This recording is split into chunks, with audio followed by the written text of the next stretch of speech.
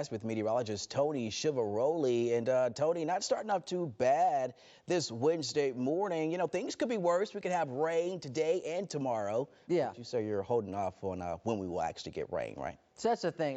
It's going to be definitely a matter of opinion because, yeah, some might like to get out of the way. Some may want a drier weekend. But let's see what we're going to have as we get closer and closer to the big holiday for this month. Thanksgiving right around the corner. Today, proceeding it with Wednesday. It's a nice, calm morning.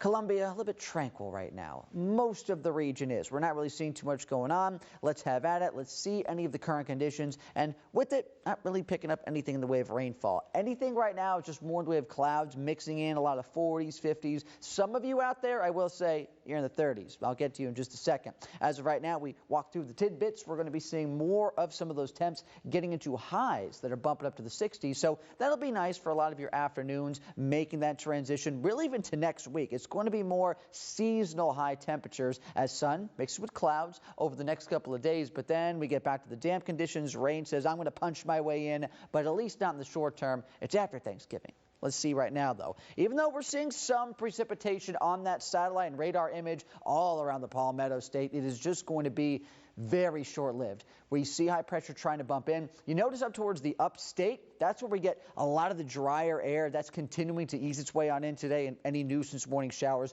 will essentially be wiped away. We're not going to be dealing with rain shower activity today. It's just getting back to more and more sun into the afternoon and even late morning, honestly. As we get it right now, temperatures have dipped back further towards the upstate. You know, you're seeing those blue shades, the 30s for our friends out that way. That's because the clearing, you don't have that cloud layer to help keep things a little bit more in the way of mild for the morning like we've had. Areas such as Sumter, looking at Columbia 51, St. Matthews, on to Orangeburg, you know, a lot of areas here that have held steady in the 50s, and it's just going to help things continue to make that bump up to get some warmer temps into your afternoon. You know, we're talking widespread upper 60s. It's going to be a nice day overall. Look at this. Get the wind gusts. They're not really going to be too aggressive. It's just going to be a nice transition, getting through an easy day, which is going to be easy getting into your holiday.